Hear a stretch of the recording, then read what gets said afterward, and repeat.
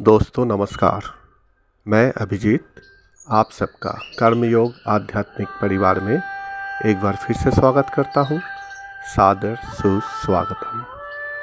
दोस्तों, पिछले 2 वीडियो में हमने एक एक करके ये जानने की और समझने की कोशिश की कि सच्चा भक्त, प्रकृति भक्त कौन होते हैं, उनकी पहचान क्या होती है।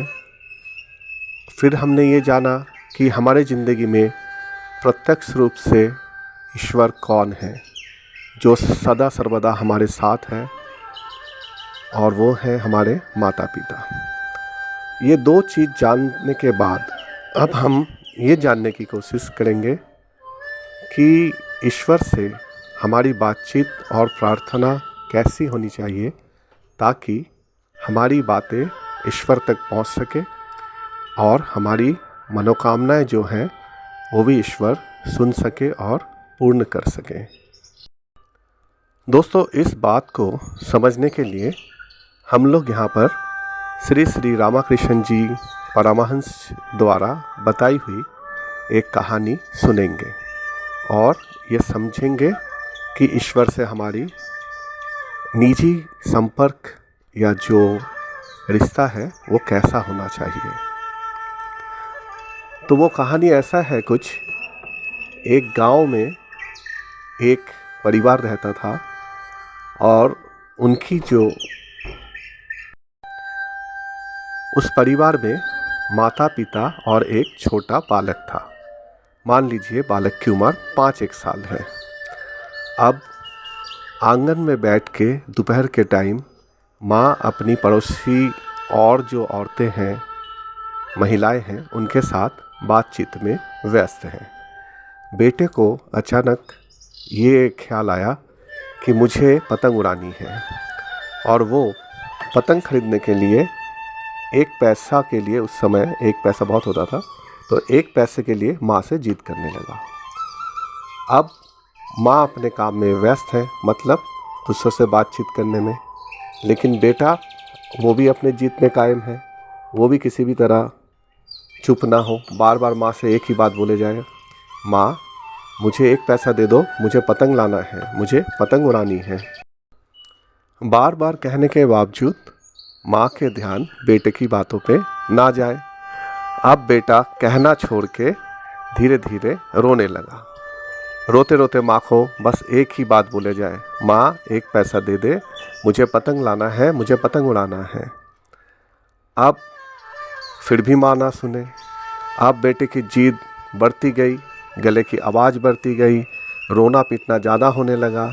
माँ के आंचल पकड़ के खींचने लगा, परेशान करने लगा माँ को हर तरीके से कि मुझे पैसा दे दो, मुझे पतंग लाना है, मैं पतंग खरीदूँगा और पतंग उड़ाऊँगा।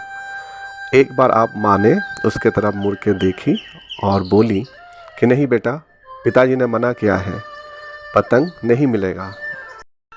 अब इन बातों से बेटे को कहाँ वो मिले, शांति मिले, उसके तो मन में पतंग बसी हुई है। माँ ने फिर थोड़ी सी डांट लगाई, नहीं नहीं, तुम छत पे जाओगे, वहाँ हंगामा करोगे और कुछ ना कुछ मुसीबत में घिर जाओगे, तुम्हें चोट भी लग सकती है, गिर भी सकते हो।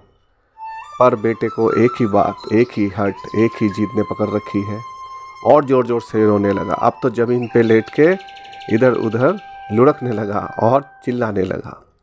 अंततः मजबूर होकर माँ ने पड़ोसियों से बोली कि 2 मिनट रुक जाओ बहनों, मैं अभी इसको पतंग दिला के आती हूँ। फिर क्या था, फिर माँ कमरे में गई, अपने बक्सा खोली, बक्से में से पैसे निकाले, बेटे के हाथ में दिए और बोली, जाओ सावधानी से खेलना, अपने आप को किसी तरह से कोई चोट या नुकसान नहीं पहुंचाना। अब देखिए, जो भी प्रकृत रूप से भक्त होते हैं, यानी सच्चे भक्त होते हैं, उसको खुद भी नहीं पता होता है कि उसको क्या चाहिए, पर उसके अंदर एक गुण जरूर होना चाहिए। भक्ति में डूबकर माँ माँ करके हमेशा पुकारते रहना चाहिए, रोते रहना चाहिए कि बस मैं तो तुम्हें ही चाहता हूँ, तुम मुझे मिल जाओ, मुझे और कुछ नहीं चाहिए। अब माँ को तो पता ही है कि अपने बच्चे को क्या देना है क्या नहीं देना है। बच्चा अगर इस तरह से बिलख बिलख कर रो रहा है तो उस वक्त माँ ज़रूर आएगी, सिद्धांत लेगी कि बेटे को क्या परेशानी है, उसे क्या चाहिए। माँ और कुछ दे ना चाहे ना दे, पर माँ का प्यार और ममता मिल जाए तो बच्चे का जीवन ही बदल जाता है, दुनिया ही बदल जाता है।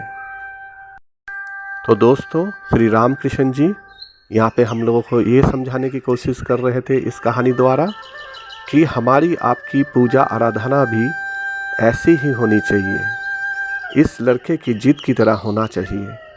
वहाँ ईश्वर की नहीं बल्कि हमारी अपनी जिद चलनी चाहिए।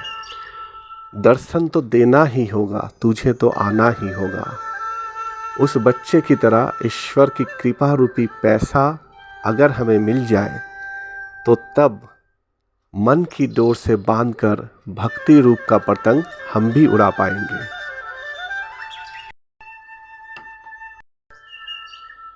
तो ये थी आज की जानकारी और श्री श्री रामकृष्ण जी द्वारा बताई हुई कहानी। आशा करता हूँ आज का विषय आप लोगों को अच्छा लगा होगा।